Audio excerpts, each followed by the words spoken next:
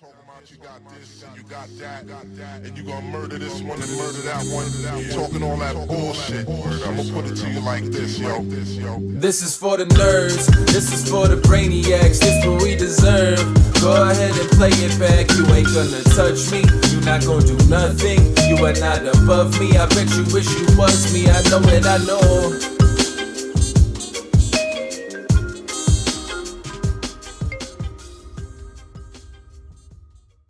What is poppin', everybody?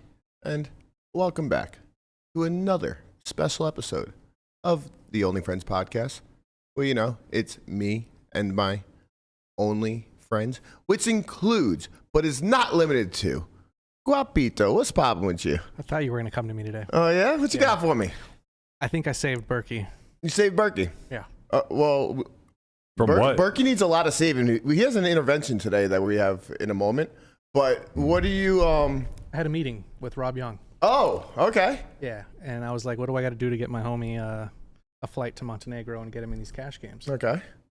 So we had some back and forth, and it's all set. So Berkey doesn't have to play till 8 in the morning against Oaken anymore, and he's going to play in the big game. He's going to play with the big boys. Okay. All right, well, thanks, Guap. I wish that were true. But on the flip side, today's an intervention. Rightfully so. Today is an intervention. Are you okay, Berkey? No. What?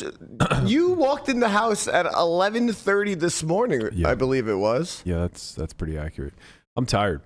I'm tired, and I don't know why I do this, man. I really don't. It's for the love of the game. No, it's for the love of murdering Oaken. No, there's some sickness involved, I think. Okay. So my day yesterday was supposed to go as follows. Wake up early, go to the gym, play at 10 a.m. till 5 p.m., come to the podcast, go home, have dinner, call it a night. Mm-hmm. Instead, I played till 2 a.m. the night before, so I couldn't wake up for the gym. Okay. So then I went to play at 10 a.m. with the intention of, well, I have to quit at 5 anyway. I was quit at 3:30, and, you know, we'll call it, that's a solid 5.5, 6 hour session. Yeah. Go to the gym then the podcast, and you know, go home and have a nice dinner. So you did go to the gym before you came to the pod? No. I got stuck. So I stayed till 5. Then I came here. Okay. And then I went right back to play in a game that was good, but broke at 11, and I'd got myself a little buried. You stayed there for the next 15 hours? Yeah, so I played heads up PLO with Oaken until 11 a.m. So 12-hour heads up session. That's strong. So 11 to 11. Yeah, That's roughly, give or take. Strong. And did we get out of the hole? No, I lost $1,500. It was a solid day. And all I did was complain to my friends the entire time of like, I don't know why I'm doing this. If you had offered me at the beginning of the day that, you know, I had to basically take a full day of no exercise, no sleep, et cetera, and I would be compensated whatever my fair hourly was, right? So we're going to need you to stay awake for 24 hours. Mm-hmm. You're not allowed to exercise. You're not allowed to do any like meaningful tasks or work or anything. You just have to distract yourself for 24 hours. And we'll compensate you whatever you think your fair hourly is according to your usual game, right? Okay. I would never do that. I don't care enough about money to like, maybe in a one-off scenario I would consider it, but like You just wouldn't accept it. I would never like make this my routine, Mm-hmm. right? Like, oh, okay, if I just fuck off all day long and don't sleep and don't eat and don't go to the gym, like I'll make like 10K. No, I just like, I would have done this at different points in my career, but like I've gotten to a point now where I don't need to earn my hourly in order to survive any longer. Yeah. And here I am, like a 24-year-old asshole, playing now, when because you say you lost 1,500, does that mean you lost 1,500 playing heads up or 1,500 for the day? I lost 1,500 playing heads up. I lost $1,500 total for the day. Okay. I was a small winner after my first session, a small loser after my second session, and then, which broke even. I was literally like even to the dollar. And then I played Oaken heads up, got myself stuck like 50K heads up, and then got even. And honestly, it's even worse because like not only did I make all of these compromises, and I ruined my day today. Like obviously, woke up at 5 o'clock. I didn't go to the gym today yet either. Yet you're not going to the gym. It's 6:14, and where are you going? It's mid-morning for me, buddy. This is why I have a gym in the garage. But like to make it matters even worse, I wanted to play so badly. Oaken was stuck like 200,000 after the game, so he's on the hook. Like he's going to play, and he's giving me the whole like ruse of like, nah, I'm just gonna go home.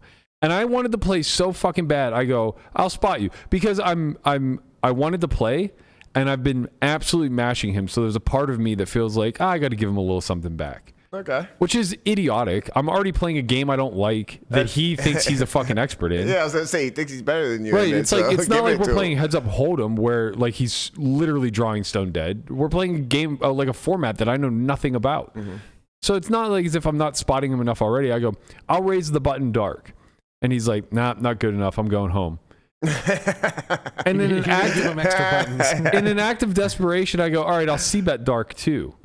And what this means is that he effectively is neutralizing my position on all flops for the heads up match. Yeah. So I never have position on the flop, right? Which is miserable. It's a hard spot to overcome. It might be impossible, especially with my inability to be good at PLO.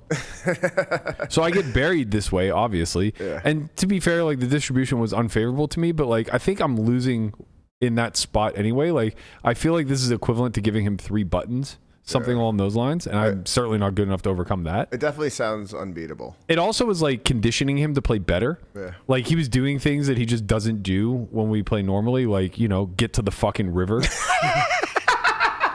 I mean, that's just like just get to the river every hand. And I'm just like, oh, this is bad for me. Yeah. Like he never got to the river before. Fuck. I mean, it's a byproduct of eliminating the flop. Yeah. Yeah. I mean, happened. For sure. And like in my mind, it's like, oh, all the pots are small. But then I realize like, oh, I have no control over making pots large. Like he doesn't call 3 bets, so I can't even make them big out of position. And there's nothing I can do in position to really bloat the pot either. Like it was really dumb. So after like 2.5 or 3 hours of that, I was like, all right, I'm done with this. I'm going home if you want to quit. And of course, like he's like, no, like, you know, still c-bet dark. And I'm like, no. And he's like, okay, fine, go home. And I'm like, okay, I'm going home. He's like, no, let's play. That's so good. So of course we played normal, and I just get every penny back because he's still really fucking bad at heads up. But that was a fool's errand to say the least. And looking back, like I'm so disgusted at myself. It's like, you're an adult, man. What are you giving into these impulses for the scoreboard's sake? It wasn't even like, it's literally not about the money. Yeah. You know, it was like just to get Oaken. I've had so many big swings, but it's like, I know this is the last game I'm going to play this week before I go to Florida and then Pittsburgh. So I'm going to be taking like basically 2 weeks off. It was just like, nah, I got to get my fix, man. Straight crack. Well, I've played 200 sessions this year. I don't love poker this much. I do a fucking daily podcast. Go to the gym. Yeah. What is the matter with you? Oh, I'm so disgusted with myself. Like, just absolutely repulsed at the person I've become in the last 36 hours. God, when Mama Joe sent the 7 a.m. picture of you in Bobby's room, she brought me a ghost at 7 a.m. I'm like, this is bad because I'm still stuck and I'm clearly not quitting. I was like, all right, I'm going to quit at 8. That way I can get a full night's sleep, go to the gym at 3 o'clock. 10:30 rolls around. I was like, I can't keep my eyes open. I'm fucking done. Yeah. And it's like, one more. Like, buddy, you win, man. How old is Oaken? 47. Oh, okay. I think. All right. We're doing it wrong. Oh. We both have money, and this is how we choose to spend our time. He just got married a week ago. And he's gambling. And the worst part is I can barely keep my eyes open for like the last 2 hours, and the market opened, and this asshole's fucking like gambling on stocks. So he's like barely paying attention to any of the fucking hands. Like no pots are getting big. He doesn't know it's on him. I'm just dying. Like, please put a bullet in my head. There has to be a better way out. That's Max Payne. I can't believe I do this to myself. Like, why? What do I want to accomplish? What's the end goal here? No one knows. No one's going to talk about the legendary heads-up battle in Bobby's room for fucking penny stakes. Not penny stakes, but like, he won't raise the fucking stakes either. Like, it's so miserable. We're just going to... I'm like, I'm so bored, man. We haven't played a pot over 20K in 8 hours. You know how hard it is to play heads-up any big bet game and not play 200 big blind pots? Impossible. It's so impossible, but when you have a fucking guy who shows down pure 3-bets over and over and over again in single race pots, I took a picture of one.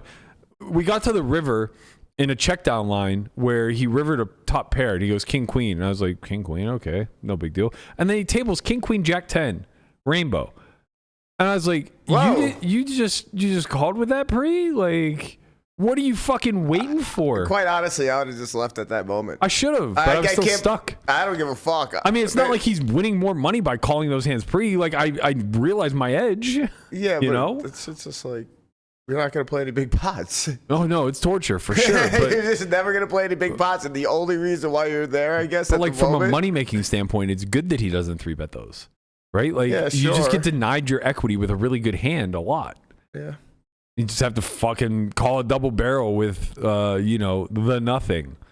Where instead you could have just been the one barreling off with like your gutter and 3 overs or some shit. I don't know, man. I don't want to play him anymore. I'm up a lot and it's just not worth it. He knows he can't win. That's the sickest part. Like, I spend the whole match just like pleading with him to stop giving other people PLO action.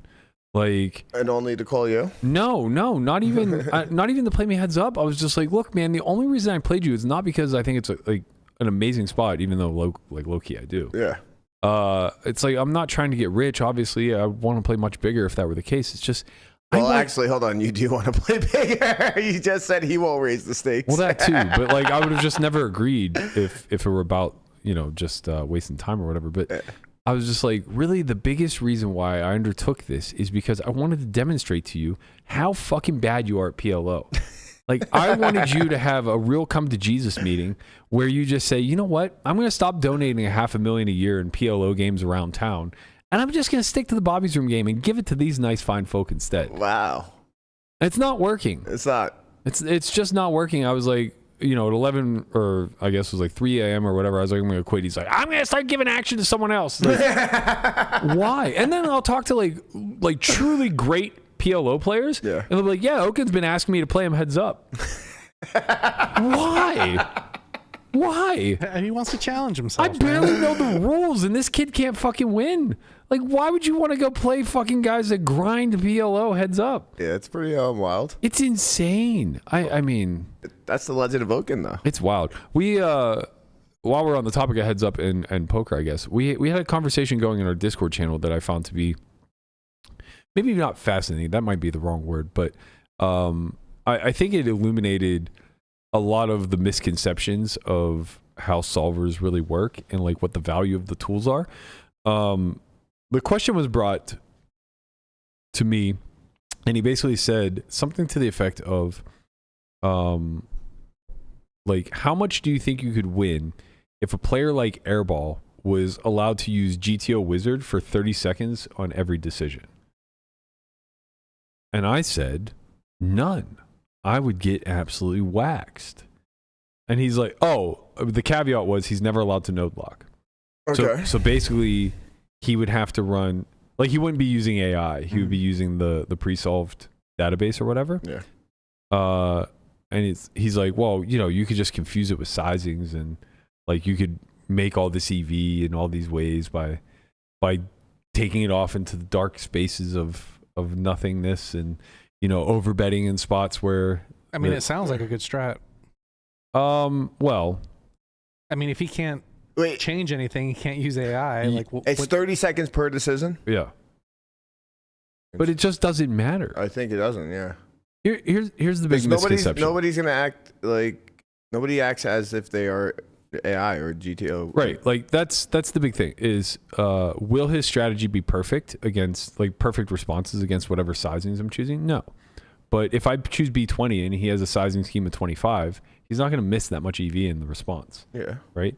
If I choose B40 in a spot and he has 66, and 33, he can quickly compare those two responses, and he'll be relatively. The thing is, this is where I think people were like just painfully lost, is the translation from solver to execution, right? Like if you're talking about playing in an online game where you're RTAing against somebody else who's RTAing, then yeah, very critical that you're able to solve real time for real sizes, right? Because otherwise there will be an EV loss. Yeah. If you have a sizing scheme of 40 and they have a sizing scheme of 20, there will be a EV exchanged in those nodes. Like you'll be reasonably too tight, and they'll just be like printing through overfolds, things like that, right? But when you're talking about just translating the general strategy, the global strategy, if you will, over to practice, you're not giving up shit. Somebody choosing B20 when you're studied in B33 is not going to change fucking anything. Yeah. It's going to alter the fringes a bit, so the barrier between call and raise will slightly widen. The barrier between call and fold will slightly widen because you're getting a better price on the pot. You're only facing 20% bet instead of 33%. You're just simply getting a better price. So lower equity can now continue. But the thing is, the person executing the B20 strategy is not a solver. He too is going off of what he understands about a B20 strategy. And if he just simply is range betting for 20%, now he's giving up EV.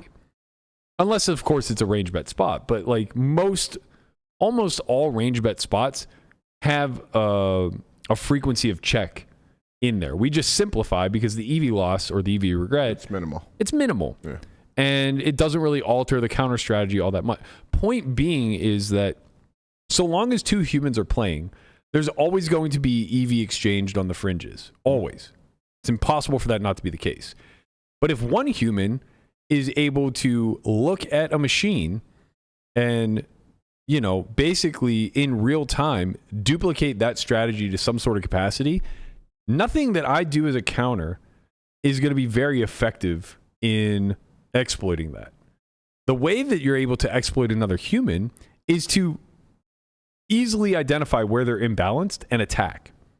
I know that Airball doesn't overbet river with bluffs. That's an imbalance. So I attack by overfolding and I win tons of money that way. Yeah. His value suffers, his bluffs suffer because they come in at a different size, right?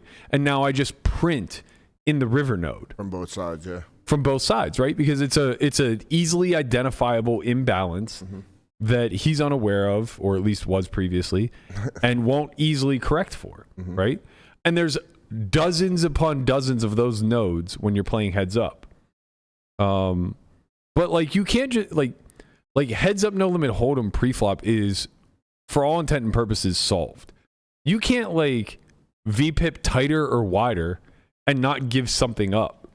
And that extrapolates out through the streets. Like if like some of the suggestions were like, well, what if you just like overfold a little bit pre and now you have a tighter range going post? It's like, so what? Like It doesn't matter. it just doesn't really matter all that much. Sure, on the fringe, he might be burning a little bit of EV because his frequencies might be a little bit too aggro, but it's not going to change the global strategy much at all. So the overall EV of the strategy that is being executed against you is still going to be printing. You know, you might like force a couple fringe errors when he's like, you know, at bottom.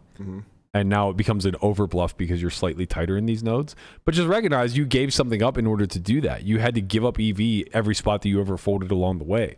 That's why this notion of like low to mid stakes live games being so difficult to beat because the river node is so nutted is a big misconception, because you've made so much money up until that node that if you just correct The river course accordingly and exploit their imbalance at that node, you're unbeatable, right? That makes But a lot what of ultimately happens is people don't correct course on the river and they give back all the EV that they had acquired the 3 streets prior.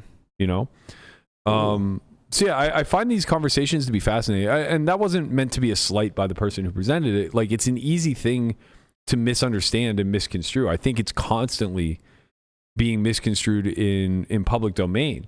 People are like of the impression that when we talk about a theory optimal strategy, that there's a rigid static strategy that just exists, right? Like, if you want to play heads up no limit hold'em, then this is exactly what you do pre-flop, and this is what you do on every single flop, A through Z, in a single raise node, right? And it's just static across the board. And it's like, that's just simply not at all how it goes. Each decision point past post flop is quite dynamic, right? And it will always be dependent upon the action that you chose and the reaction that it garnered. And the second that somebody reacts in a non-theoretical way, Everything breaks. Everything doesn't break. You just have the opportunity to make more money, right? You could stay the course and still not correct for their disobeyment of strategy, if you will, and you'll do fine, but you won't maximize your win. That's all.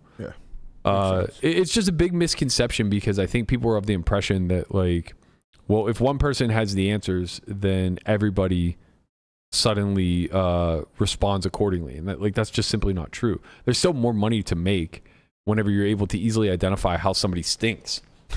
And the reason why I would suddenly start losing to somebody like Airball is because I'm not a great heads up player to begin with, and now he has the answer key in front of him. So he's no longer imbalanced in predictable ways. He's just playing like a machine, which is going to throttle me. I said me playing Airball, me playing against Airball using a tool like GTO Wizard would be like me playing against Doug right now. I was going to say, you just turn into a loser immediately. For sure. And it's going to be significant. It's probably going to be like 10 big blinds per 100, which was probably, that's probably like a 20 to 30 big blind swing in win rate. I was probably beating him somewhere between like 15 and 20 big blinds per 100. And he would immediately correct course and become a 10 big blind per 100 winner. Yeah, that's wild. So it's like, that's a big difference. And that's why study is so valuable, right? Because it's not about being able to replicate what you see on the machine. It's about being able to think through the same logical framework that the algorithm uses to arrive at these answers, right? It's computing a lot of numbers and coming up with this mathematically, but there are a lot of principles that we can extract from that process and just be able to apply in real game formats. And if you're well studied, suddenly you're able to think along those lines, which makes you less predictably imbalanced and allows you to execute a lot more accurately on targeting their imbalances. That's just the game we play. Like, that's it from now until we reach the singularity. So it's like, all this kind of brings me full circle to like all of the fear and doubt and uncertainty when it comes to these tools entering the market and how they're going to change the landscape, and poker is no longer going to be a beatable game, and everybody that you see is basically going to be a computer. It's not going to fucking happen. It's never going to happen. Everybody interprets these outputs differently. Everybody's looking at a different set of parameters. They're looking at the outputs differently. They're extracting different principles from these outputs. Like, if I prioritize one principle over another and you prioritize a different one, the entire framework through which we see the game is going to be very different. Like, I'm a redliner because I see the game through equity distributions.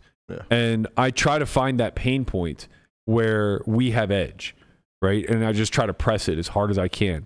And I know that compounds in a live environment, especially against people who don't know where the line is, right? But if I had to play against a bunch of people who were really well versed in where the line is drawn, as far as like the pot odds model goes, as far as like equity distribution goes and advantages and things like that, I couldn't play my normal strategy because it's too loose. You just get torched. I'd get absolutely roasted because I'm too loose with it. Like, I'll take a lot of calculated risk on the fringes where it's like, I'm not sure this is making money, but I am sure it's making money if they respond through this sort of passiveness or overfold or overcall, right? Like, we're going to look at an example today of Ace King 3 playing flop overbets.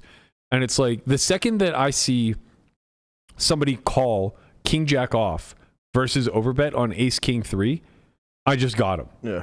I just got him because I know the response strategy there, and I know that hand is, basically a pure fold versus overbet. Mm-hmm. So it's like now I can easily identify an imbalance, and what their imbalance is that they don't know the line for bluff catching. And when that becomes true, now I don't win through the red line. I win through blue lining them or through redlining them later. Mm-hmm. Because the reason why that hand can't call is not that it doesn't have enough showdown value. It's that it can't realize it. Right? So in one capacity or another, you see how the strategy works. And it's very rarely linear, right? You see something like that on the flop, and it's easy to say like, oh shit, he calls way too much. I can't try to barrel this guy off of hands. And it's like, well, that's true on the flop. That may be exactly false on the river, right? So now he has too many hands going into the turn. That doesn't mean I can't barrel him off. It means I get to barrel more, right? Yeah. So like that's what you're looking for. Like you want to be a redliner in your game, you find the guy who peels the flop too fucking wide, and then you just never let off the gas. Now all of a sudden you start adding hands into your triple off range that maybe are close or mixed frequencies. Like you just do it. Yeah. And that's the game. That's the beauty of live, is that you could just do this shit pure. And nobody's going to stop you because they don't see your fucking cards. That's true. They just have a feel for it. They have a feel that like, oh man, he's just relentless. And then you have to act on the fear of the feel though. Yeah, and you have to be certain that's not just the distribution thing. Yeah. Like sometimes people just run good for 25 hands. Fucking happens. Happened to me last night all the time. Every 25 fucking Hogan. God damn, man. When is he coming on? Never. He can't divulge his secrets, bro. They're so deep. They're so deep. I mean, you don't know what's going on up there. I mean, I can't wait to hear one day. One of these days. One day. He did Poker Out Loud. For anybody who wants to go back and watch an oldie but a goodie, season 4 of Poker Out Loud. Brian, watch this. Brian Oaken's in there. He fucking torches me too. This is before I got in the mind of Mencia. I wasn't at that level yet. No, I was all highbrow, like, oh well, this does this, and theory says this, and both. I was at that point of the learning curve where like you're at full Dunning-Kruger, like you're dead center in the bell curve distribution because like you've just learned so much so fast that you're just like, oh my god, I know all these things that no one else knows. Yeah, and then you forget the other side of it, which is I'm still playing against idiot humans. It's the most important. You know what I mean? That's the most important side. And like that's the thing. It's like when people say like, "Oh, this doesn't work in my game." It's like, well, that's not true. It works. It's just a slow burn, and it takes a lot of practice. And you're also not very good at executing it. However, what will fast track this is if you understand all of these things, and then you add the layer back of, I can look this guy in the face and just fucking know he doesn't have it. Mm-hmm. I think that is like. That's when you've gone to the other side. That's when you're on the right bell curve distribution, When you but it's like it starts with learning. My gut says he doesn't have it. Yeah. Yep. And then it comes to solver says this is a 60% call, 40% fold, and I'm gonna flip and roll for it. And I rolled high call, and then on the other side of the bell curve distribution is like, my gut says he doesn't have it. Fuck him. And I know that this hand calls 60% of the time, so I can justify always doing it, kind of thing. This is what really invigorates me about poker. Like, only live poker though, and that's the beauty of it. That's the beauty of live poker. It's so pure and like, just you can every situation is just different between different humans. It's just so much more dynamic. Like, I see the world so differently, right? Like, I see online as like data computation. Mm-hmm. The way that I see online is it's a science to me. It's a data science. It's just getting in there and like smashing volume. I see it as like high frequency trading. Mm-hmm. And the people that are good at it are fucking insanely good at it. There's nothing in you that just wants to fire up a 2-5 or 5-10 table. Never. That feeling and just like fuck around. No, and that feeling inside of you is everything that propels the live player to go to the casino. Right? Because like what you feel when you do that is the same thing that we feel when we go and sit live. Yours is just more convenient. I love playing online, man.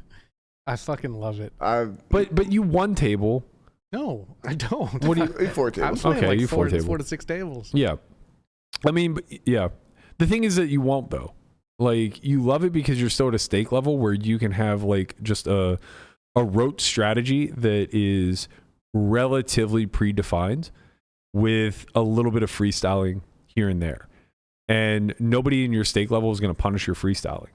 But if you start taking shots at like 5, 10, and 10, 20. Well, no, I've taken shots at 1-2 now a couple times, and not that I get smacked down, but I kind of feel like I'm just plateauing. I'm not really winning. Yeah, because like really when you start losing. freestyling, they're just going to pick you apart. Yeah, right. It's definitely a little different. They're all playing a very mechanical game because like the way that I believe online poker is trending is it's about volume, it's about MDA, it's about computing the data, it's about translating strategies over in a very mechanical way so that you can do it in mass, right? I see live as very opposite. And when I did play online, it was always one table of like high stakes where it was much closer to live than it was online because there were a couple fish that the game was running around and nobody was able to put in a lot of volume. And so your like, bankroll is on the table. Nah, not my online bankroll probably. Yeah. But you know, every spot becomes a lot more unique now. It's not about like, oh well, you know, whatever. I can just follow. I can just follow my randomizer here, and whatever happens because I'll just get the spot a million times over again. It's like, no, you won't. You're only going to play a few thousand hands against this pool before this game disappears. So it does play a lot closer to live. The difference being is the speed. So you still do get a lot more hands. But live is like so different. Like it's so unique in the sense that it's slow, and it's so protected. There are no rewatching of the hand histories. You know, the data that you collect is yours and yours alone, and it's left to your observational bias. The way you recall hands, the way you recall actions, the way you recall movements, and all these things, they all influence your decisions moving forward.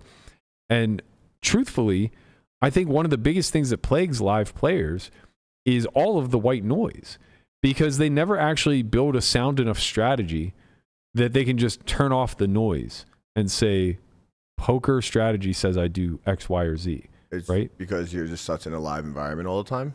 I think like people who strictly play live are truly playing a choose your own adventure every single hand that they're dealt. Yeah.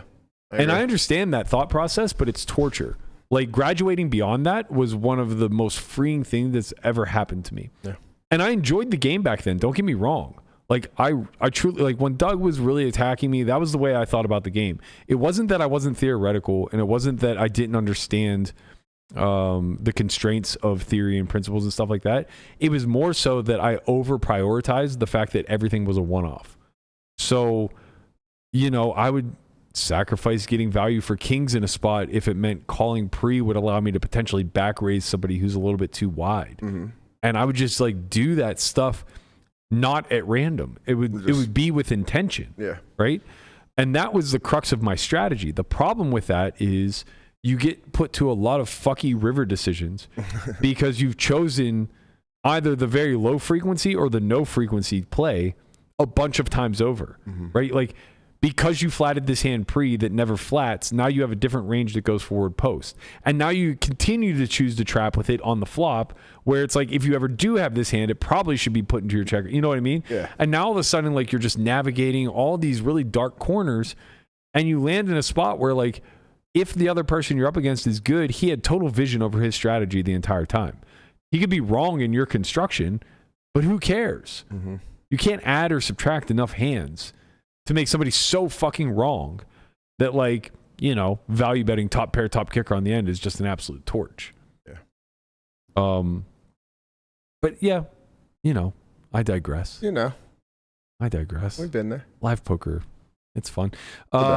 Little palate cleanser from all this study and whatnot. I've been sweating sports so hard for the last week and a half. More of the last 24 hours. Definitely the last 24 hours. Like Aiyuk is going to Pittsburgh. We all saw the fucking. Whoa! We don't know anything, bro. Right.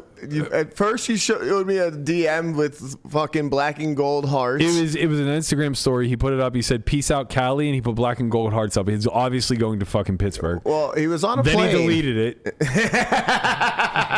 He was on a plane until Schefter said. Then he deleted that story. This Aiyuk cycle is swingier than fucking crypto right now. Like, I don't know what to make of it. Like, 24 hours ago, it was 100% certain we were getting him. Then 12 hours ago, it was 100% certain we weren't. Now we're like, San Francisco, stop flirting with us, okay? You're not even in the Who lead. is this person? What position does he He's a play? wide receiver. He's a wide receiver for the Niners. He's their number 2, but he'd be a number 1 about 28 other teams. Anywhere else he goes, he's going to be the number 1, basically. He and he's being shopped to the Patriots and Nah, that's all covered. and the Browns. That's all to get fucking the Steelers to up their offer. Wow. Is That's that what you think? 100% a play. I don't know, man. The Browns, come on, bro. I mean, definitely the Patriots can use him. Yeah, they could use him. He ain't fucking going. You know, he has to agree to it. He has no trade clause? Basically, he can just sit out. Oh, yeah, that makes Players sense. got a lot more leverage these days. Oh, okay. So like he basically said, like, if you try to trade me somewhere I don't want to go, I ain't fucking going. That's crazy. I mean, that's kind of Godspeed. cool, though. So yeah, I mean, this has been like a huge swing, but like I've been so dialed into the Olympics.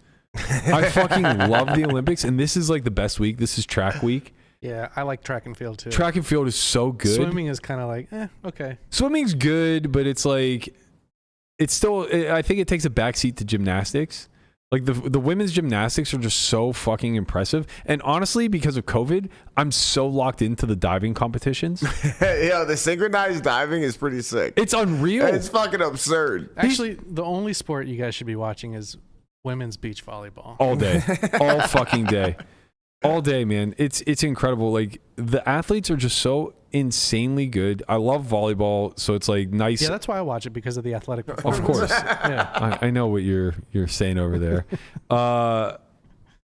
The track and field has been insane too. And by the way, like, yeah, the volleyball girls are hot, but like the track and field girls are super hot too. It's close for me, man. I guess it depends on what event you're talking about. The sprinters, obviously. The sprinters, the shot putter, not the shot putters. Pole vaulters, I think, are pretty hot. They're too skinny. What? That's pole just vaulters? me. Are you kidding me? Pole vaulters are like long They're and lanky. definitely not skinny, Burke. They're What are you like talking in about? Very good Go shape. ahead and pull pole vaulter. Okay, I got you. I know exactly who you're gonna pull up. It's gonna be the girl from Ukraine who's incredibly beautiful. No, he's gonna pull up the guy whose dick got fucking hung on the thing. That was funny. Oh, that was hilarious. That was funny. That could not have been the Olympics. I haven't heard Snoop Dogg's rendition of covering that yet, but I would love to. Yo, speaking of pole vault, you saw the world record get broke. No. Oh yeah, that kid Duplantis or something like that broke the world record on his last attempt. Oh, it was super he cool. Canadian? He is I was watching it last American, night. but his parents are from like Finland or something. Oh, okay. So, yeah. Yeah. I was watching it a little bit last night. I don't know if it was the qualifiers or just the early rounds, but I got distracted by Heads Up. Snoop Dogg, man, what an addition. Apparently, he's getting paid like $7 million. Yeah, $500K a day. Yeah, insane. That's insanity. Insane to just go there and sound like stupid. Just be. I mean, he's himself. having a blast. Don't Yeah. get me wrong. Like, and I'm enjoying the commentary, but like, what's happening here? Have you seen fucking great. Planet Earth?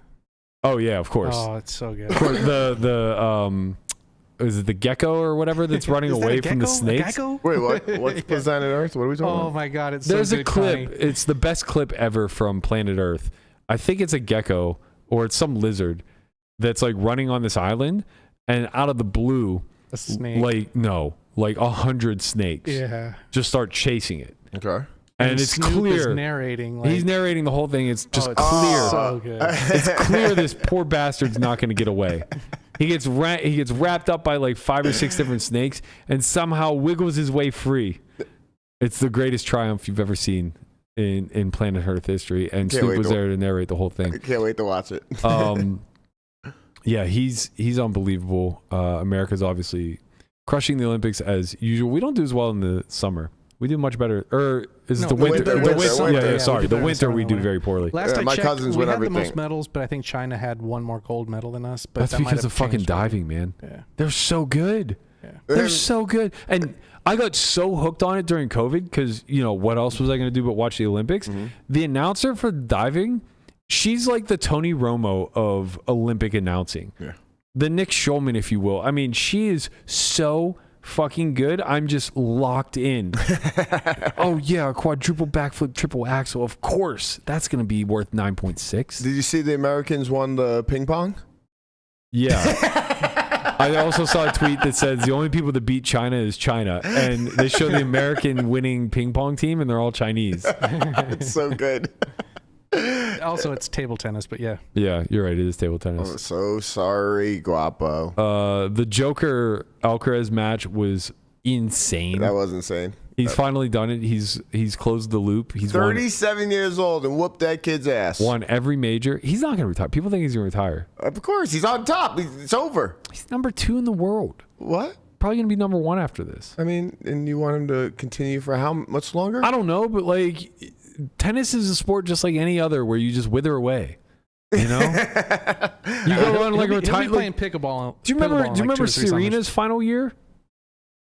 No. Exactly. You think she was number 1 in the world? She was like 16. You just wither away. You do your little fucking golden tour. You go back to all the majors. You flame out in the quarters, and then you give it like a run in New York. So, but that might be for a couple of years for him. Yeah. He's fucking good. And they're talking about like, oh, his fitness is down this year. Like, he hasn't won a major yet. Like, it's unbelievable. He just won a fucking gold medal. He's second in the world, man. This guy's insane. Yeah, I mean, who knows? Are you going to be on the Olympic pickleball team? If they bring pickleball to the Olympics, I will start training fucking tomorrow. I will get extensions put in my shins to make my legs longer. I think all I need, like, the reach is already there, man. I just need like 2 inches, you know? Just get the height and extenders out there. It'd be good. Start hitting the agility drills. I'm a banger, man. You don't want me at the net. You don't want to see this lefty at the net. Whatever. I can't think though.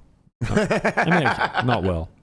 Thinking is important, man. Thinking is important. All right, let's get to an announcement out of GG. So this is the first move we've seen them make post acquiring the WSOP, and to no one's surprise, this August, in about a week, 2 weeks, I guess, they are kicking off a 33 event bracelet schedule over on GG Poker Client.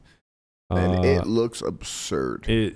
It's juicy. They have everything ranging from like $500 buy-ins, $215 buy-ins, all the way up to, let's see, I see a 5K, I see a 10K main event, I see a 25K high roller. So it looks like there's like 3 or 4 10Ks, 2 or 3 5Ks, a 25K high roller. There's a bunch of mystery bounties, a bunch of like middle of the road buy-ins, like $500, $1,500, 1Ks, things of that nature. All told, it looks like, oh wow, I thought that was total. That's just one event. What are you talking about? It looks like there's going to be like 50 million-ish guaranteed, give or take. More than that, right? Maybe more than that. The main event's a 25 million guarantee. They have a 2.5 million guarantee, $300 Gladiator. There's like 60 million in guarantees. Okay. A 10 million guaranteed 215 mystery bounty with $1 million guaranteed to first. That's so sick, dude. How are they doing this online, man? It's so insane. So much money. A It's $500 so mini main event, 2.5. It's just Let's go shoot the pot in Cabo at the end of the month, man. I mean, This is so good. no offense to them, but like, I just wouldn't even want to play. I have a really hard time trusting it. And also I'm just like, not, that's the biggest issue. Like, I'm already not good at tournaments, and I'm definitely not good compared to somebody who's like, you know, sharp with cheating in any capacity. And I actually don't even know like how much of a threat, you know, RTA and those things that we've been concerned about in the past even are right now.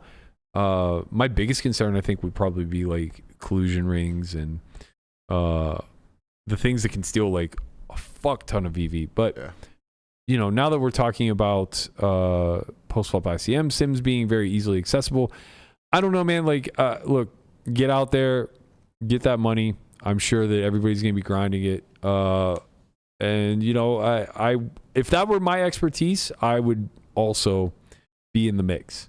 Gotta. But like, yeah, I would be a little bit scared. I don't know. We'll talk about this a lot more tomorrow. We're gonna have Pads on the show. He's going to give his thoughts on how the new tools are kind of shaping the online atmosphere, how they're affecting the live events, things of that nature. I mean, at the end of the day, shit is booming. Yeah. 60 million in guarantees over 33 events. Dude, it is insane. Imagine, is it 302.5 million just to kick it off? Yeah. That's pretty insane, dude. I mean, you're averaging $2 million guarantees. The main per event is a 5K, 25 million guaranteed. That's fucking huge. Like, that's what, 4 million a verse? Oh, I was right. It's like 50 million in guarantees initially. But anyway, assuming that the ones that aren't highlighted yellow are not guaranteed. Maybe they you're are. wrong. Maybe they're. You sure? All the highlighted yellow is 60 at least. 10 million, 25 is 35. Okay. 1 and 4 is 5. Mm-hmm. That's 40. Mm-hmm. Plus 5 is 45. Mm-hmm. Plus 2.5 is 47 and a half. Mm-hmm. Plus 1 plus 48 10. and a half. Oh, 50. Oh, that's a 10. That's a 10 million guarantee. 58 and a half, 59, 61 million. Yeah, you're right. That is a 10 million guarantee for a 215. That's fucking absurd. I don't care if it's your wheelhouse, not your wheelhouse. Imagine not playing it. Yeah. I'll see you there. I'm busy training for the pickleball Olympics, man. I'm sorry, I can't make it. Strong. I can't make it. All right, let's get into the muck before we get out of here.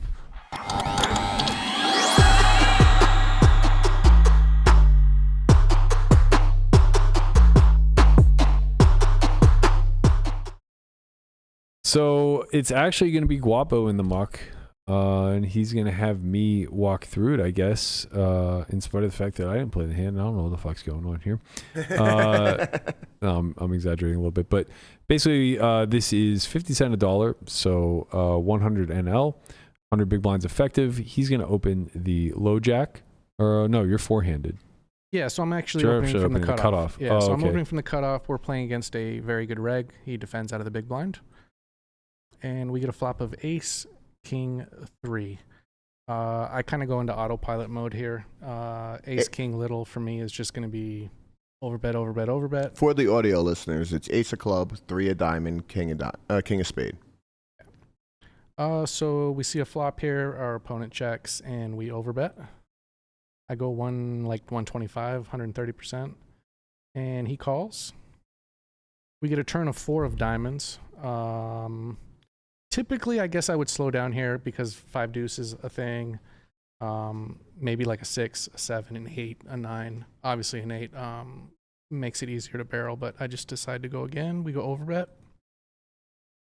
And our opponent folds. I see. I think I might be oversimplifying here, kind of putting on the blinders when I see ace, king, little, and just deciding to just go off. I know there is some merit to doing this. I couldn't tell you what the theory is behind it and why it's done. I just kind of mimic behavior here, but it worked out in this instance. Yeah, so I think this is a great example of not why people misunderstand solves or anything along those lines necessarily, but more so where the deficiencies come in learning the principles of these spots. So essentially what ends up happening is a new idea is presented to people and they latch onto it and they try to figure out how they can execute it. So the new idea a handful of years ago is like, maybe we can overbet flops. Now, what it turns out to be is that overbet is going to be a geosizing, right?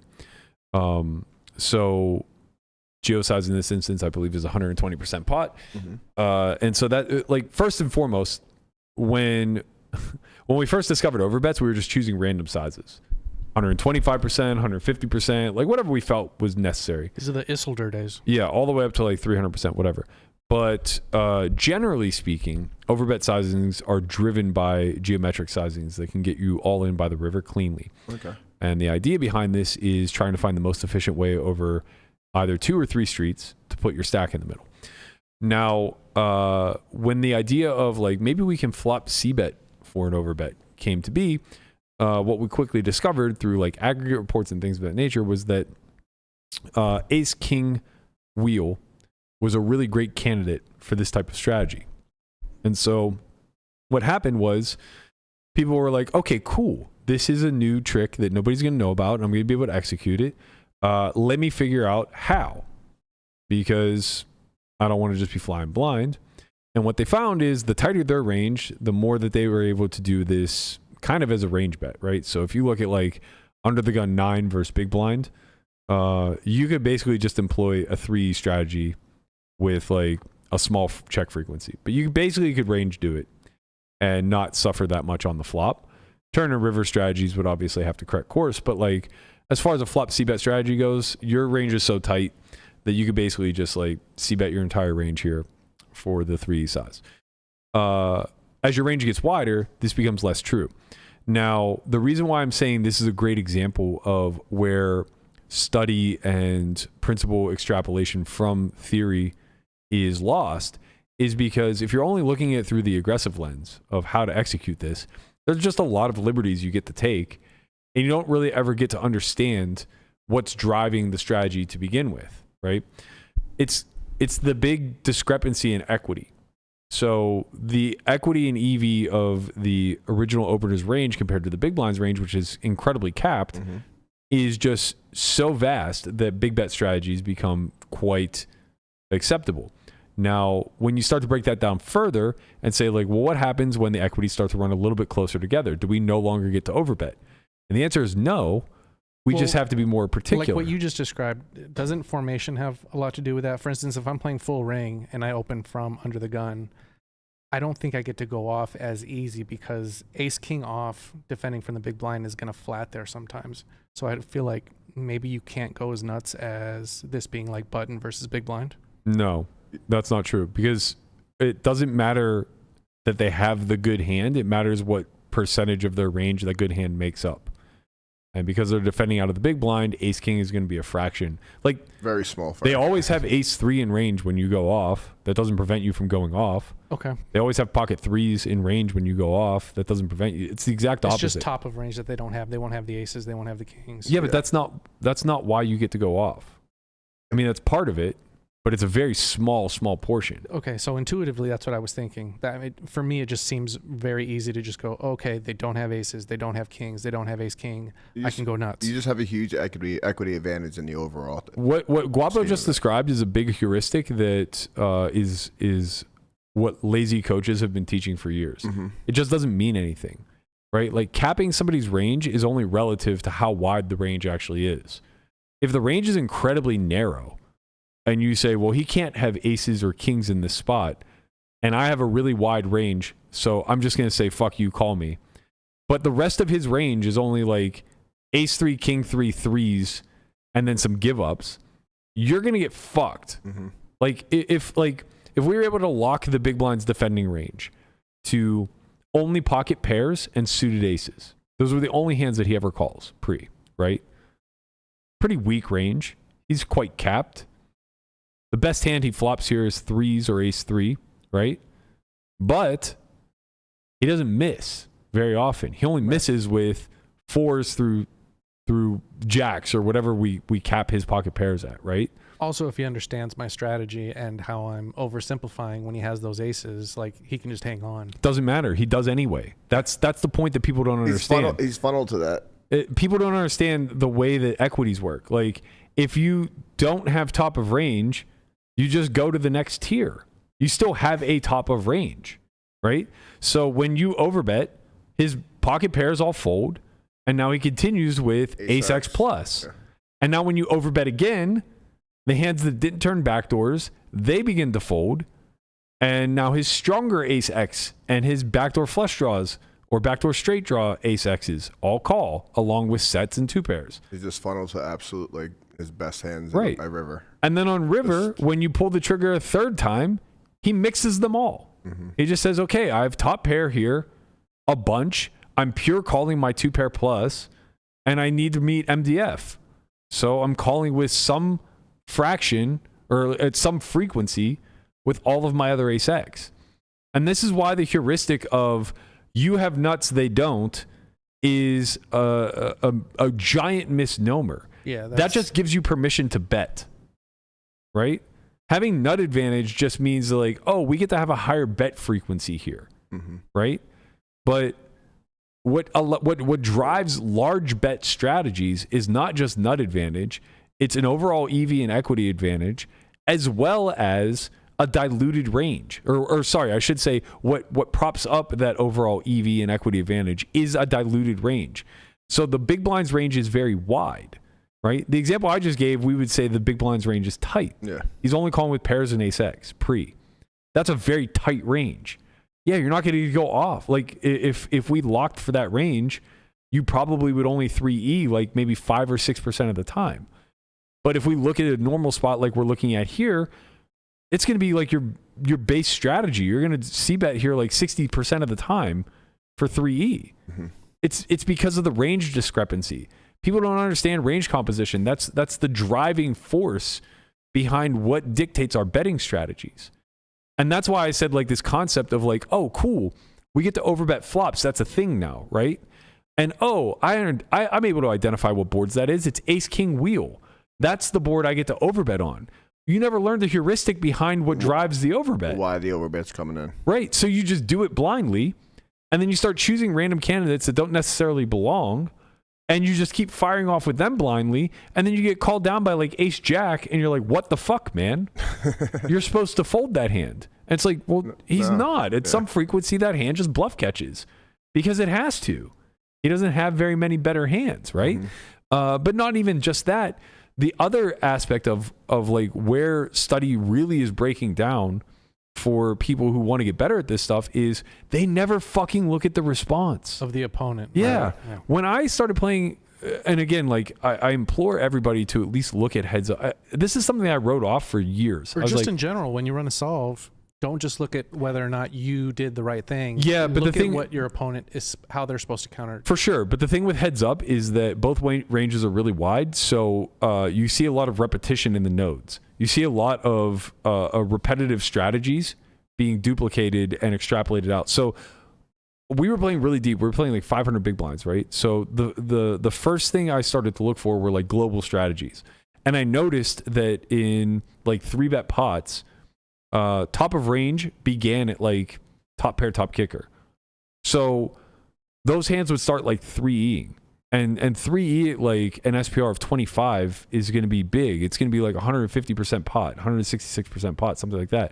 And I immediately was like, okay, well, what do I do against that? Right? Because I don't need to necessarily look and see what is strong enough to run this big bet line. I'll figure that out later. It's easy to intuitively figure out like what hands to be aggressive with. But I need to figure out how to defend this. Yeah. So it's like if I'm facing a triple off on ace king 5 where he's just going geo, I need to know how to fucking continue. And immediately I learned the principles. It's like, oh, shit. The king X that you call with is really sensitive here. It's only king queen and then the backdoor versions. Yeah. Like king jack just auto mucks. I'm like, wow, that's illuminating to me. I had no idea, right? And then I look at like the ace X and it's exactly what I just said. None of it's indifferent on the flop. And I was like, okay, that makes sense to me. I would never fold an ace here. But then it all becomes indifferent on the turn. Or it just funnels as it goes, right?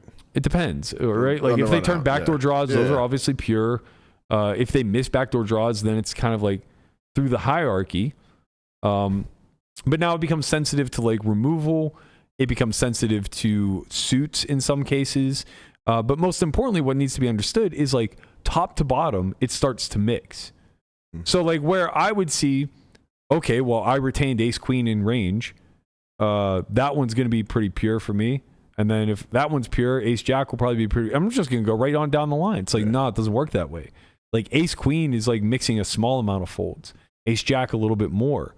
And then once you get to like the middling aces, they're like pure folds. And then on the other side, like the wheels, sometimes they're pure calls. Sometimes they're like mixes. And it's like, fuck, man, this is really sensitive. Yeah. I need to know what's driving this because it's clearly not the strength of the kicker. And that makes a lot of sense because when you then go back to the betting ranges, you look and see, well, what's the value being driven by? And it's not like top pair middle kicker. All of that stuff mixes, right? So you just look for the point of indifference. You look for the line of demarcation where hands stop doing things in pure action. And then you understand that like this is where all the confusion and clutter is going to take place in the strategy. This is the thing I need to focus on. And that's where everybody gets it wrong because like they just try to be instinctual about this. and they try to intuit to themselves like, oh, well, he's doubling off here for pot and a half on the turn 4. Like, he just has it. This has to be ace king plus. And you just start mucking ace jack. And it's just like, no, That's not how it absolutely works. not. Yeah. All right, that was a very a long-winded way of saying, like, I think you got this one wrong, Guap. Your analysis, I think, was very good for what it's worth. I think. Yeah, I certainly have no problem admitting that my thought process when I'm playing is very like macro. I don't know if that's the way. But that's the problem. Is I don't think it's macro. I think it's like just rote memory. Like that, and it's mimic behavior too. Right. Like I just know that this is a thing, and I know that the hands that I'm choosing are sometimes not great. Yeah.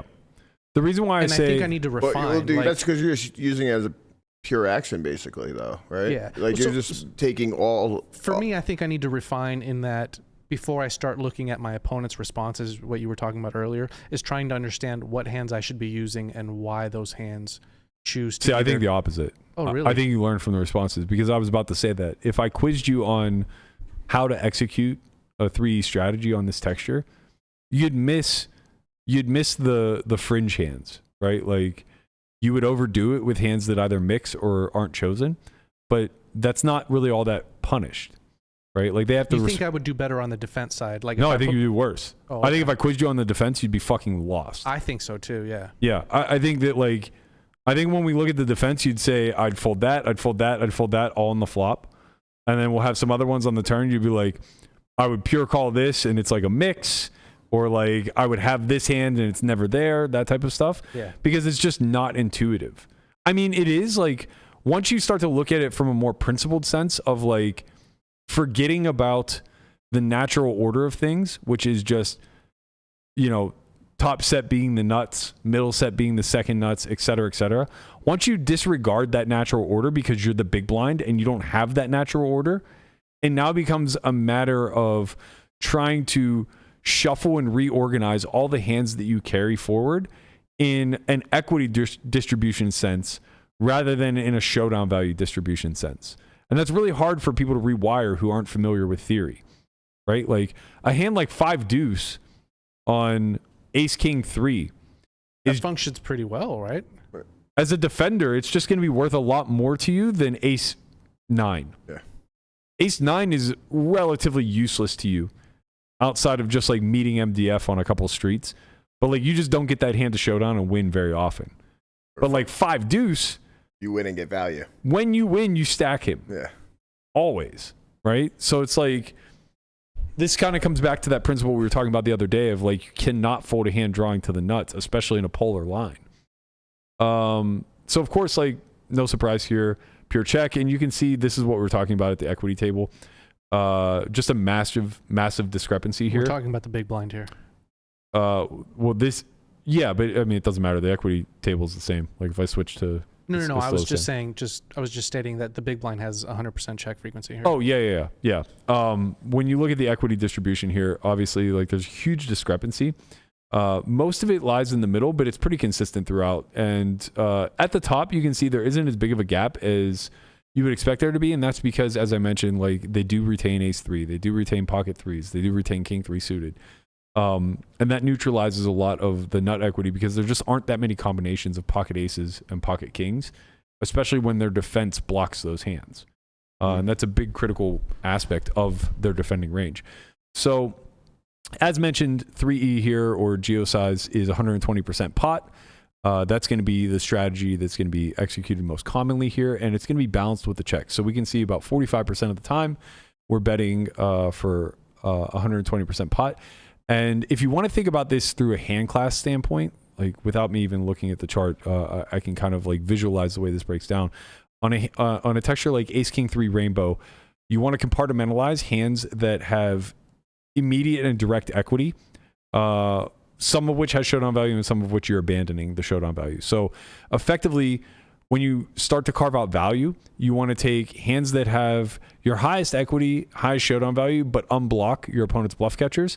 So you want to choose hands like pocket kings, pocket 3s, because they unblock ace X, which are going to be natural bluff catchers, of course. You want to choose hands like ace king that has the king specifically that has the king that's offsuit to the backdoors. So you want to have the king of hearts in this instance. Reason being is that your opponents are going to continue with all of their suited king X that has a backdoor. So all king X of clubs, all king X of diamonds is going to continue.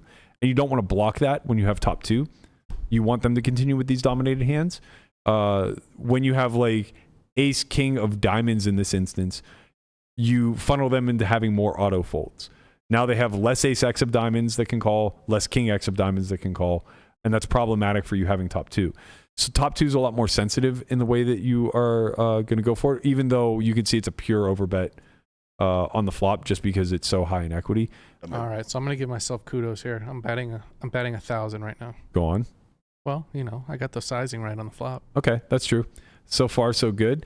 The rest of the way that you're going to carve out this range is, again, like blocking on blocking. So ace 3 is going to be a pure c-bet here for value. Pocket 3s, as I mentioned, kings, and king 3 suited, of course.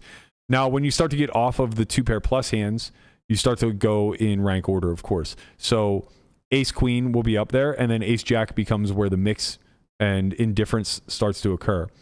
You can see that ace 8 and ace 9 are actually pure, but the reason for that is because you need some top pair hands later that won't continue to bet.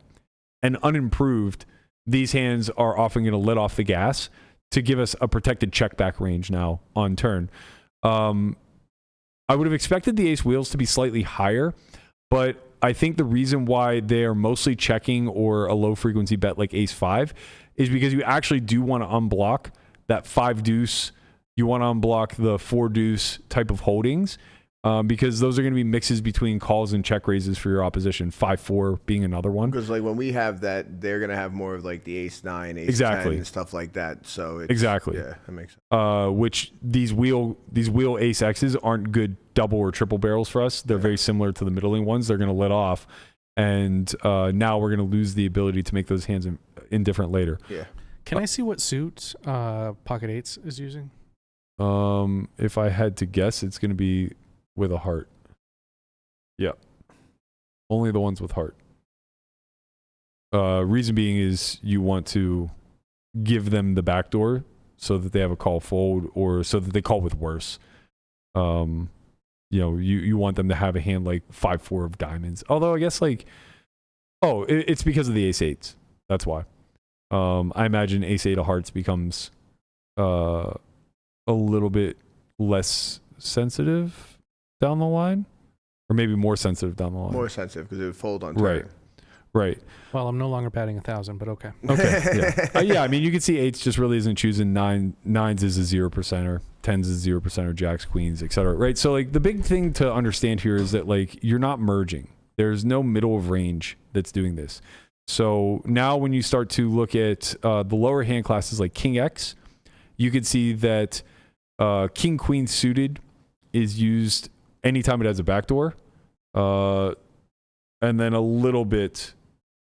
Oh no, it's going the opposite route. So it's pure with king queen of hearts. Oh, that makes sense because you want to unblock their backdoors, king X of hearts, so they can call worse king X. Yeah.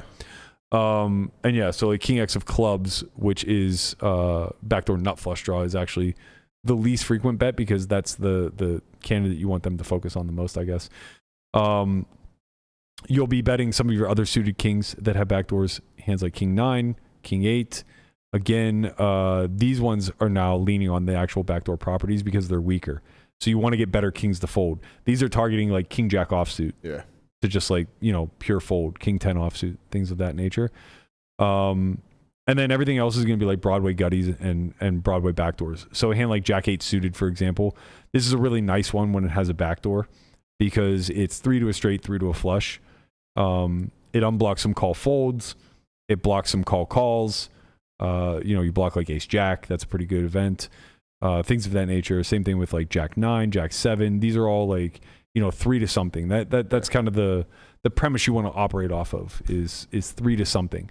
And you can see that the weaker they get, the less they bet. So like you get down to 8 high, it's not 3 of anything.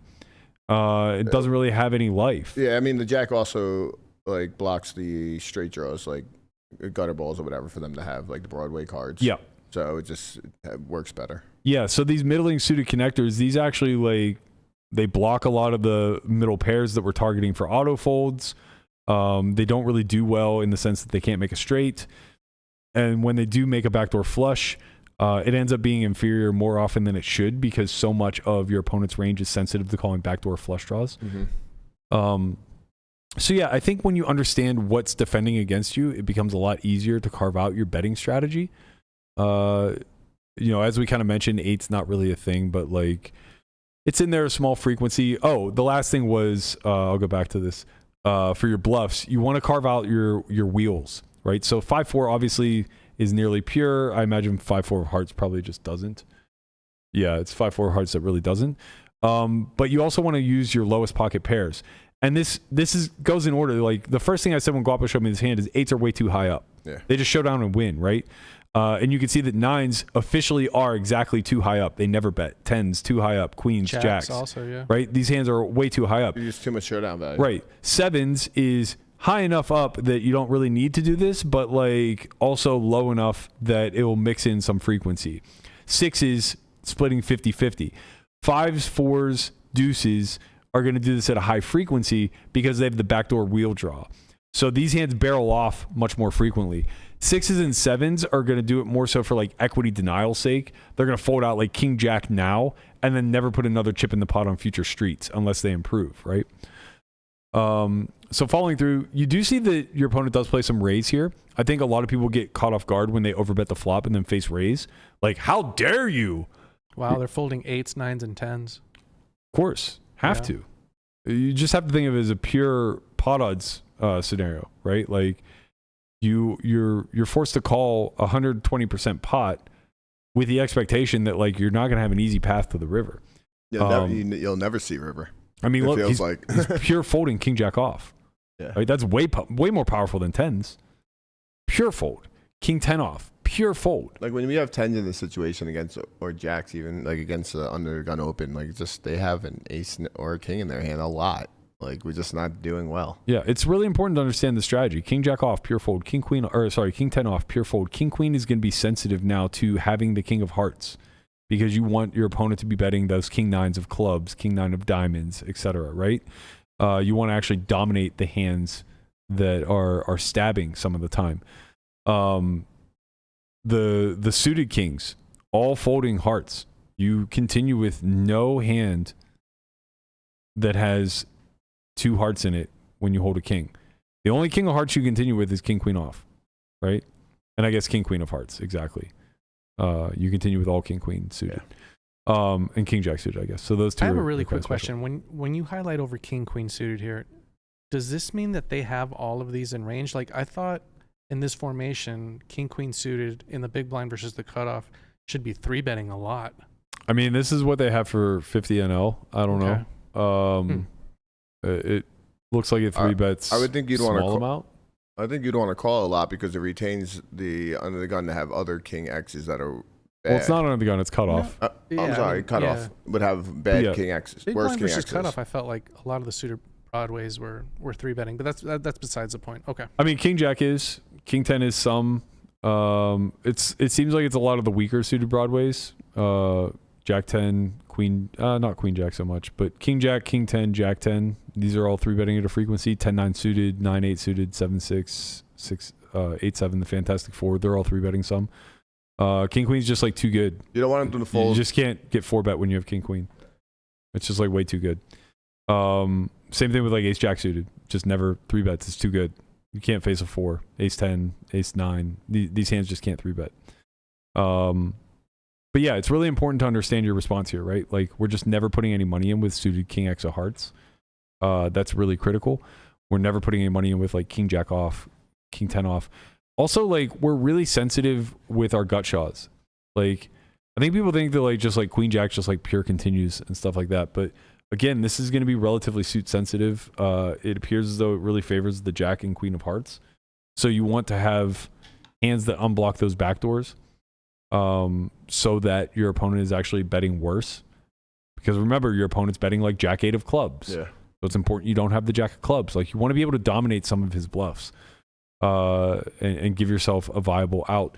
With the other Broadways, it's just very clear that like they're going to continue. The hearts are going to be the most sensitive ones, but your strongest Broadway draws are just always going to continue. Really surprised to see Jack 10 of diamonds, Jack 10 of clubs folding at a frequency. That is pretty wild. I think I would imagine you're just dominated by like the Queen X variety a lot and the King X variety a lot because they're all betting at such a high frequency, if not pure, that you start to become a little bit more sensitive. Like you can see 10-9 suited pure folds. Yeah. Right? Like it has no interest in peeling 3 to anything. Doesn't care. It's not strong enough. And this becomes like you need to have a straight and a flush draw. Like look how blue this stuff is in the middle. All your pairs fold, all of your backdoors fold. There's no loosey-goosey shit continuing here. You have to have a pair plus a backdoor flush draw, an immediate gut shot plus a backdoor flush draw, or top pair in order to continue. And then we come all the way back down to the wheels. So it's like 5 deuce, pure continue, 4 deuce, pure continue, 5-4, pure continue. The 3X though, 3X really just like out, even if it has a backdoor, right? And that makes sense because you're up against a range that's so dense to backdoor draws that you having a low backdoor isn't beneficial, right? You need to have a straight draw with it. So like 5-3, not really strong enough. 4-3 gets in there a little bit. And I'm not exactly sure what about the 4. Yeah, I was gonna say, what's the difference? I would imagine it's just that you aren't against 5 deuce ever, so the 4 is more clean. Okay, I definitely see a that makes theme here. sense. I should be calling a lot more with these cut shots. Yesterday, I just thought it was so wild to just call that big raise when you just had a gutty. The thing And is, now I'm seeing that you're calling. You have an no overbet. choice. you just get paid. Like when you get there, you just collect value. Implieds are a big part of it, but it's also you need to be able to strike a balance with your rate. Like you need to remember that you're meeting a pot odds that's laying you a certain price, right? So like when you're facing 120% pot, you're getting laid slightly less than 2 to 1, like 1.8 to 1, something along those lines. So you need like, I don't know, call it like 37% equity. Well, when you call with like an ace is going to have like 50+% equity, maybe 60+% equity, right? That means you get to call a lot of hands to balance that out, like that have like 10% less. You know what I mean? Like you can call just a natural pure gutty that is like 12% or 14% equity easily for every ace that you call, right? Because like those two things average together for well over the 30% threshold. So if you literally had a range that comprised of top pair and gut shots, that's fine. I mean, it's not fine, but like you understand what I'm saying. Like you're meeting the equity threshold. You're balancing them out. You're not calling too widely. You're not calling with so many low equity hands that you're losing money. The 30% you're talking about is the pot odds that I'm getting against an overbet. Yeah, getting like or how much equity I need versus an overbet. When you're getting 2 to 1, you need 33% to continue. So if you're getting like 1.8 to 1, I assume it's around 37, right? So you need like roughly 37%. So immediate pot odds I'm not getting when I'm just calling for my gutty, obviously, because I'm just 8% to hit it on the turn. Yeah, but that's you never want to think directly about your hand that way. It's about your range. Do I have other hands that can justify me calling? I understand right? what you're People saying. make a huge error whenever. The only time that I think that it's worth thinking in that regard is if you're in an all-in situation and your opponent's exposed his hand. So you absolutely know your equity. Okay. Right? Like, I made a mistake of like betting a backdoor flush draw after 3-betting pre yesterday, and I got jammed on by Oaken in a spot where I didn't think he would play jams. And he did. And I fucked myself because I miscounted his stack. And I was like, God, I thought I just had an auto fold here versus jam, but let me count it out. And I was getting like, I think I was getting 4 to 1 on a call. And so that means you need what, 20%? Yeah. Sorry, I was getting 3 to 1 on a call. So I needed 25%. Okay. And it's like, well, my flush draw is 100% good. So I know that I have at least like 18 to 20% there. So now I need my overcard to be good. And I had no idea. And also he can just have the random caca hands too. Right, and that was the thing. It was like, well, I have no idea if my overcard's good or not, but I'm very confident that my flush draw is good. This is close enough. Yeah. Right? He ended up having aces. And if he had showed me, he goes, I almost showed you aces so that you gambled with me because I thought you were afraid of me having a set. And I was like, if you had showed me aces, I would have folded. Yeah. Because I had a king high flush draw. But I was like, if you would have showed me queens, I would have happy called. Yeah, you gave me it in the right price now. Yeah, it's like now all of a sudden it's literally that, but it's so rare that you get to do that math that's not worth really thinking about. Yeah, I think I think about my immediate odds more than I probably should be. Yeah. Or at least I'm not combining the way that you're talking about them. You should you only ever- be I'm not thinking. thinking about my entire range. I'm thinking Exactly. about the equity of my actual hand. Exactly. Do you ever think about the implied odds? Yeah, I do, especially implied in live. odds are Especially in live. implied odds really aren't a thing. I mean, It's the exact same. It's the balance of range, honestly. It's the exact same misconception that I just said about direct odds. Because implied odds implies that you know what your opponent has and how often you're going to win more money from what they have. And you just can't know. Because he has a range of hands, some of which are going to give you more money, some of which are going to take money from you, and others of which it will never pay. Yes. No way to estimate that. Sure. Just literally no way. It's a fool's errand to consider that kind of stuff. I mean, we relied on it in like 2005 when we didn't have better vision over the math. But it means not. It's literally a desire to hand play, and not just hand play for yourself now, but also make the implication that you can hand play for your opponent whose cards you don't know. I feel like it's easier in live poker. It's easier because you've convinced yourself of that, but you're just maybe. wrong so often and forget about it. Maybe. Every time you jam river when you make that flush and don't get called, you just shrug and don't think twice about it. That's true. You know, it's like That's a good point. Yeah, it's a really nonsense thing that live players kind of do to make themselves feel like they're playing the math, but like it's a justifiable way more of calling. justifiable. But that's the thing is that like you don't need the implied odds are calculated in the EVs of your decisions already. Yeah. So it's like all you need to know is if a hand has enough equity in accordance to your overall. The best way to think about this is not about thinking about the numbers of equity. Think about it in terms of, do I have enough value to support this decision when you have nothing? Mm-hmm. And when you have a really strong hand, think about it in terms of, do I have enough bluffs to support this decision? Right? So when you're going to raise a value hand, you have to ask yourself, do I have enough bluffs to support this raise? That's a big takeaway. The last 10 seconds for me is going to be a big takeaway. Right. Because you simplified something that I've been struggling with. So yeah, that was good. And that's really great because at the end of it all, like, I like to think of things very visually. I'm a visual person, right? So I envision like this box where we have all of our hands stuffed into it, and that box is my range. And I sort them, right? I sort them by equity. I can sort them in many different ways. I can sort them by equity. I can sort them by showdown value. I can sort them by hand class. But let's say I sort them by equity, and I have my highest equity hands up here and my lowest equity hands down here. Mm-hmm. The way I like to think about things is how full is that top shelf versus the bottom shelf? Because all that matters to me is the boundaries, right? I know I have hands in between, and I know those hands are going to support in a myriad of ways, right? But I don't know that they'll specifically take the action that I'm about to take with the top, right? So when I'm about to take an action with the top, I need to make sure that the bottom drawer is full too. Otherwise, I'm transparent. You're imbalanced, yeah. And being able to identify where people don't have bluffs to support their value is the fastest fucking way to fold the second nuts correctly, right? Yeah. Like when we talk about the just pay, it's because we don't have a lot of confidence in the way we bluff catch in this environment. We don't have a lot of confidence whether or not our opposition will, choose the correct hands to value bet, have enough bluffs to support, et cetera, right?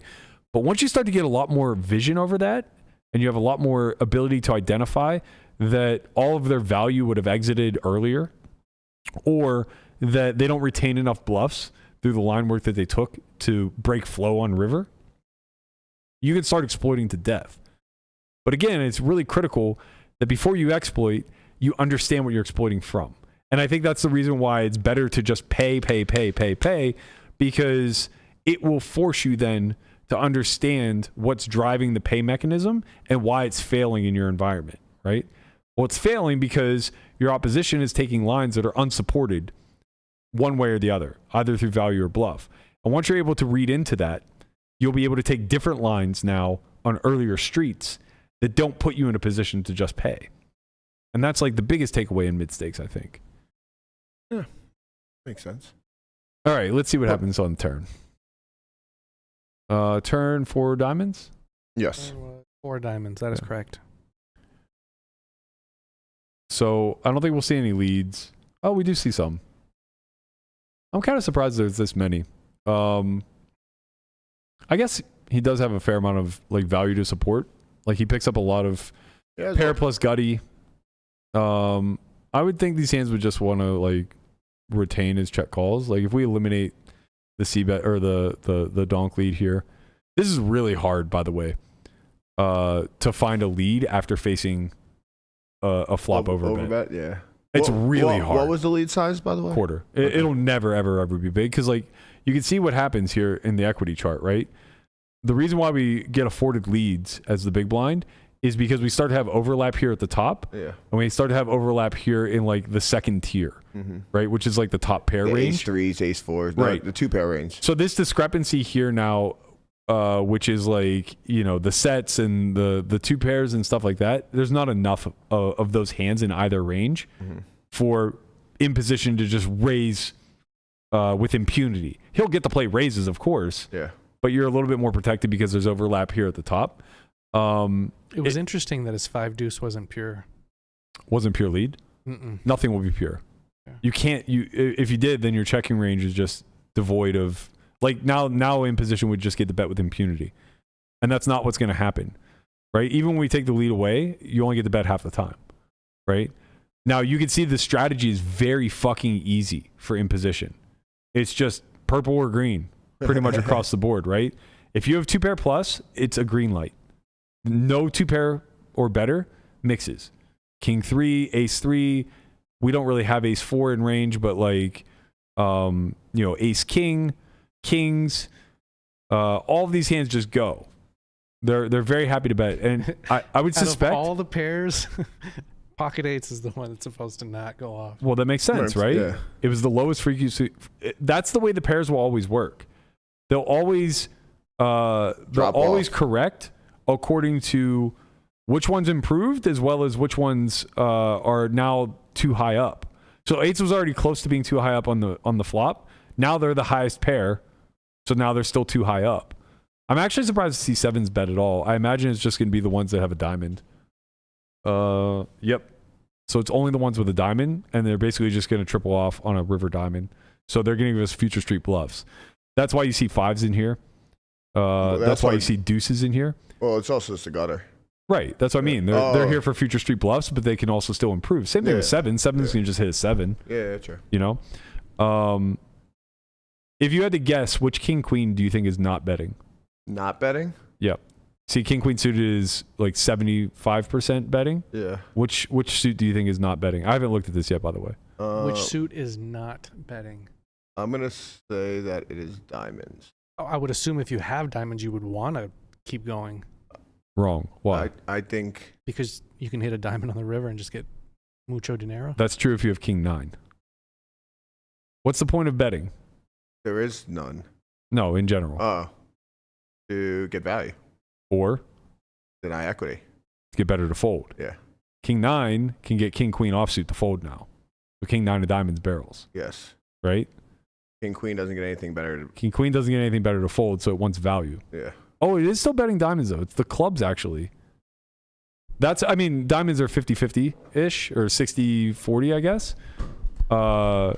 I guess the clubs are like the pure check because they were already the lowest frequency candidate. I'm surprised that diamonds. But king queen the principle still stands though. King queen of diamonds prefers to bet more than check, right? Yeah, but it still wants to check at a really high frequency. You see, it's hearts that actually want to go for it because hearts now free up your opponent having worse king X of diamonds. So you have a clear target to shoot at. When you're betting, you have to have a clear reason why. King queen wants value from worse. Mm-hmm. So king queen needs to get called by backdoor diamond draws, which now your opponent only will have broadways and king X. Because it was the 4, they don't have 4-5 any longer, right? So their only backdoor diamond draws are going to be Broadway draws, king X, and then ace X. And that's the other reason why you don't want to be too haphazard. Like you see king jack of diamonds pure check. Oh, I guess we don't have it. No, we don't have that. We fold it. Right, that's right. No, we play it differently on the flop. But yeah, even like king 9, king 8, these aren't pure because you're still dominated in your diamond draw, right? Like you're just going to be against ace X of diamonds, but you can see like ace 8 of diamonds is pure, ace 7 of diamonds is pure. It's actually like the better kickers that start to check a little bit more, not diamond variety, but just in general, right? Like ace 10 starts checking a little bit more. You can see the diamonds always want to bet because they dominate the king X, King X of diamonds also. right? Yeah. And they dominate the broadways, whatever may exist. So yeah, it's like it needs to be abundantly clear why you're doing what you're doing. Like, why does Queen 5 bet at such a high frequency, but Queen 6 doesn't? Queen 5 is a gutter ball. Exactly. Right? It's just the additional equity. It has nothing to do with the strength or weakness of Queen High. Like, they all rank in the same position. Queen 8 isn't going to win at Showdown more than Queen 5. Yeah. Right? But one of them can actually improve. So yeah, like the strategy for imposition becomes incredibly simplified. You're just betting like your strongest, highest equity hands, and then you're balancing those with hands that have like gut shots for bluffs, pair plus gut shots in general, blocking the 5 deuces of the world, if you will. That's why deuces becomes pure. And then yeah, obviously 8s doesn't function. 7s barely functions, but it's just there with the diamond variety because it can river a clean set or just bluff it off. Gives you a future street bluff on like the 9 of diamonds. Which is very important, by the way, because what candidates do we possess that only have single diamonds here? That only have a single diamond? Tennis.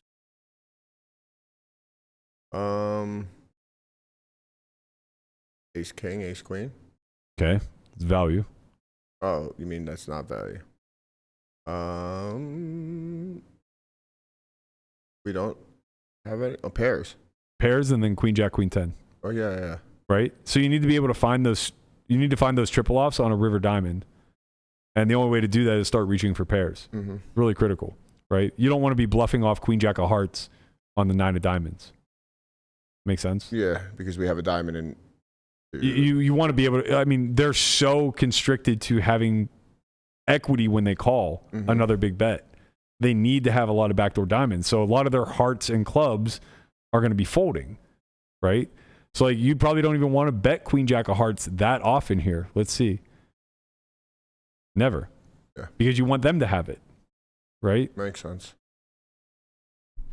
All right. Let's see. So the other big thing is like when the straight card falls. Basically when bricks fall, we reduce our sizing down to 100%. Yeah. When Broadway cards fall, where our range actually improves, is imposition. And we continue with the 3. We continue with 3. I would assume it's the same if it was like a 7 or an 8 on the turn, right?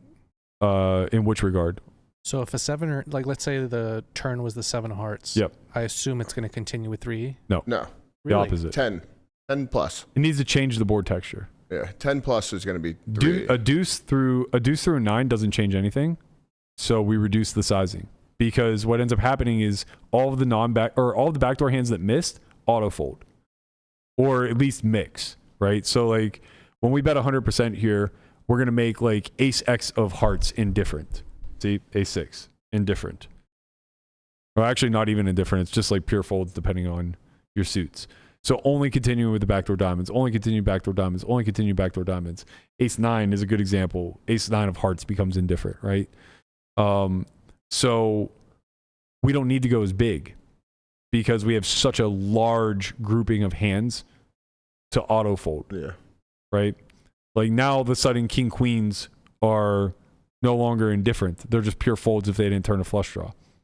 That's critical. Same thing with all the other King X's, right? Like they all just start folding. So again, out of position's response here is actually quite fucking straightforward as well. It's pretty tight. Right. It's very tight. Like 5-4 folds. 4 deuce folds. Pure. I mean, obviously you can't turn a flush draw, so it makes sense. Yeah. But like you need more than just a pair or a gutty. You need the combo. The funnel happens. Right. So we don't need to go as big. When a 10 comes off though, that changes things a lot because our opponents turn a pair plus backdoor plus gut shot, or a pair plus a gutty, So pair, an inferior 2 pair. So we just need to bet bigger. We need to bet bigger, mainly to support our value. Yeah. Right? Like Ace King's just worth a lot more now. The turn nut straight is just worth a lot more now because now the King X doesn't auto fold. It's picked up a pair plus a gut shot plus a flush draw. Yeah. Or what have you. You know what I mean? Now we have to So all of those hands that were previously just like auto folds are kind of just like, but now it's like the weaker Ace X's that become auto folds. Like now Ace 6, no backdoor flush draw, auto fold kind of thing. Makes sense. So So yeah, it's an interesting response. And then, you know, if he would have continued and we would have saw like the 9 of spades come off, I just want to like clarify. Pure check. And then I think we're going to see jams here with like, oh, sorry, I wanted to make this a diamond. I want to see like how we bluff on river diamonds. Oh, like the pairs, the queen jack. Yeah, so you actually see a fair amount of leading here because so much of out of positions range is backdoor diamonds, which is kind of interesting. He just gets to lead all in with the nuts here, particularly when he unblocks like 2 pair plus. But when check 2, what you'll see is 7s with a diamond, yeeting it. Yep. Queen jack with a diamond, queen of diamonds specifically, yeeting it. And it's picking a smaller size with what? Go back to that. So 67% is basically just mixing between the two strategies, but like it's only doing that because of the way that it wants to support value. You can see that it really wants to bet king still. It really wants to bet ace king still, right? Gotcha. And they can't go all in for 150% pot. Yeah, it makes sense. So they need to carve out a new size, which means now every single hand that would bluff for all in needs to be able to bluff for 67% also. You can see like there's no hand that bluffs all in that doesn't also bluff for a different size, right? Okay, yeah. The pure purple hands that you're seeing, the king 8 of diamonds, the ace jack of diamonds, those are just straight value. So the only pure purple hands are hands that are going for it for value, and then everything else is basically just like carving out a niche size that will support ace king. It's like, well, ace king really wants to bet, and we have a bunch of non-nut flushes, so let's just carve out a 67%. Because we're targeting like hands that contain 1 diamond to call us, like 2 pair plus type of hands. And I think you'll see that that's kind of like the response is that like 2 pairs become very indifferent. So no, 2 pairs are pure. Yeah, you're right. And that actually, I take that back. That makes sense because you're shoving so many of your flushes that you need hands that just call. Can you go look at the shove response? I mean, it's just going to be like flush plus. Remember, we were like super polar the way we did this. So, yeah, I mean, we mix with some of our queen high flushes mix. Everything else is just pure. And I think it's just because we have so much queen X of diamonds here, like comparatively speaking. Yeah. We don't have a lot of jack X, so it just calls and it has like good unblockers to bluffs. He'll have like queen X, the queen of diamonds. He'll have king queen. Makes sense. Or sorry, not king queen, ace queen. I think to some regard, if I'm not mistaken. Yeah. So like ace queen off does some bluffing here. Yeah. He only has 1 queen high flush. I imagine that's why the jack doesn't make a difference. Because you're only against king high and ace high anyway. So it doesn't matter. So it just really comes down to being able to unblock some bluffs. Yeah, I thought that was a fun one. You only missed it in principle. Practically, you got it right. Like the sizings are right, and you pulled triggers. It was good to go over. Yeah, that was a fun one. I liked it. Oh, that was longer than I expected. I really thought I was only going to do that for 15 minutes. Yeah. 45 minutes later. 45 minutes later. No, that's good though. All right, if you guys would like to submit your own in the muck, head over to our Discord channel, #Discord, or you can find it at onlyfriends_pod. Give us a follow while you're over there. You guys, stop slacking. I went over there and I was looking for some hand histories today, and I didn't find anything. I need some hand histories in the Discord. I'm not no tortoise, you know. I can't dig them out like that. Just send me some hand histories. Let's go. Let's get it popping. Yeah, don't be scared. Yeah. We don't need to get all this technical either. You can just say like, "Yo, I shit the bed in this pot," and like just send a hand history where like you just totally butchered it, and we'll just look at it and be like, yeah, man, that's pretty bad. Let's talk about it. You know, sometimes being in the muck just means that you played 36 straight hours when you don't need the money and you're not having any fun. I'm as fucking in the muck as they get, guys. Honestly, you are top in the muck at the moment. I'm top muckily. Don't forget to like, comment, subscribe. Let us know what you thought about this episode. We're going to be back tomorrow, 6 p.m. with a lit episode. Patrick Pads Leonard is going to join us. We're going to be talking all things GTO tool related, RTA related, online cheating, live cheating, everything in the middle. Should be a fun back and forth. I think there are a lot of things that Pads and I agree on, and maybe a couple things that we have a bit of a disagreement on or see differently. So it should be a fun conversation. Be sure to tune in tomorrow, 6 p.m. Pacific. We'll be back here then. See ya. Later, squad. Peace.